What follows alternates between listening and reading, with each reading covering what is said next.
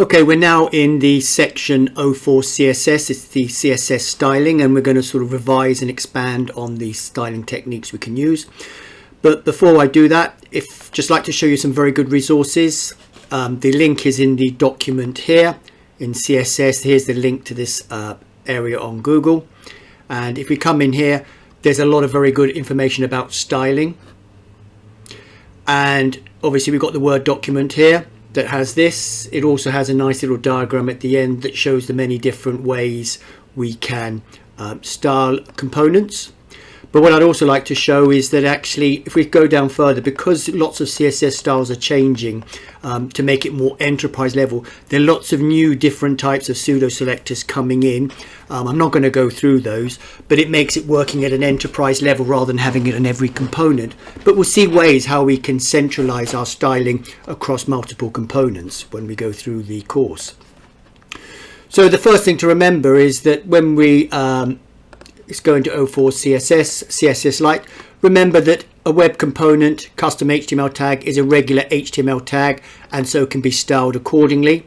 And one thing that I do find useful, and we'll find useful for our shadow DOM, is custom CSS variables, where we can define constants, and then using the var selector, if this value actually exists, it will use it in its color, for example here green. If not, if no value exists, it will default here if you put in a default value. So let's just open this up, have a quick look. My web component, some slot text. We can see the root variable is being passed to my component. This is not using the shadow DOM, so it's just got its constructor as we've seen before, and sets its inner HTML to this with an h1 tag. And we can see that here, some slot text. Obviously now if we have an h1, let's just put in an h1 tag and see what that does, and let's make that color red. If we do that, we can see that styled accordingly. So this is the light DOM styling affecting the component, but as it's not encapsulated with a shadow DOM, styles in between will change. And for example, if we put a style, let's just see what happens if we put a style tag in here. What we'll do is we've got an h1 here, CSS01 light. What's that color? That's kind of blue at the moment. Let's put in here, let's make this a template literal, changing that, put it onto a different line,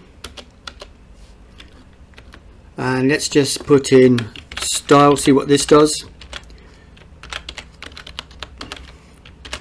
and let's put in a tag here of we're going to basically bleed out. So if we go h1 and put in color.aqua, something that will stick out.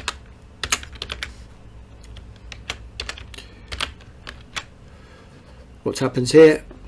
That's gone aqua here. CSS01 light, well that's above. So if we see here, this is the h1 tag. Because this tag is being put down here, the CSS for this is actually not being affected by this because it's just lower down. Let's take this, make a copy, and put this below the tag and see what that does. There we can see that the h1 is now bled into the light DOM.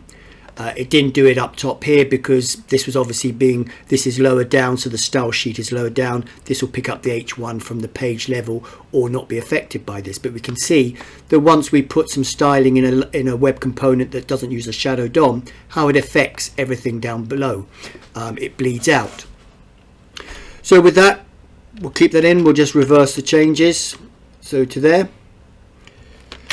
So now let me let's just change this one all back, CSS Lite.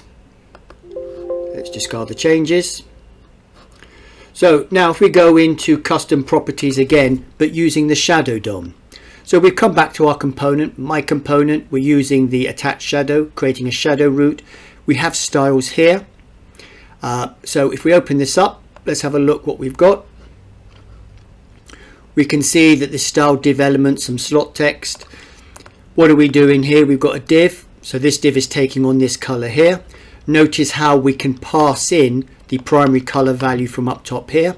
If it was not set, it would be goldenrod, for example, and that one there. But we could change this here to green, and the var primary color up top here is green already. Let's just change that to red. So we're using passing in red. This will be red. If we have a look, it's red. If, for example, we don't pass in that value, if there is no such value here, if this, so probably we call it color 2, doesn't actually exist, so it's null. If we look at it here, this will now default, it should default to green. So primary color was red, it will default to green. If this value does actually exist, well, primary color does exist, now it'll go back to red.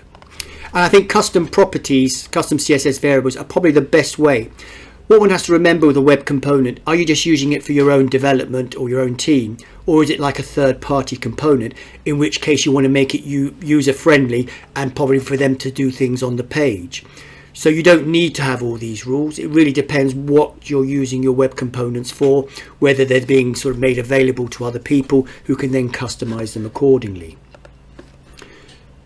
One thing I have seen being done very useful is basically to actually, when we have our style tag here, if we come back into this, for example, here we've seen the style, is to actually just import a constant. This could be any variable name, but if we look in this file here, we're exporting CSS. Now this can be any variable name, it doesn't have to be called CSS, but it's actually importing all our selectors. So when we import that file up top, when we import it in here in the script, we're importing that. We can just basically put that in here, which means we've got a very good way of having sort of like enterprise-wide CSS that's just in one place and everybody just imports those things. Now you may be asking, what about putting a link tag here, like you can often see?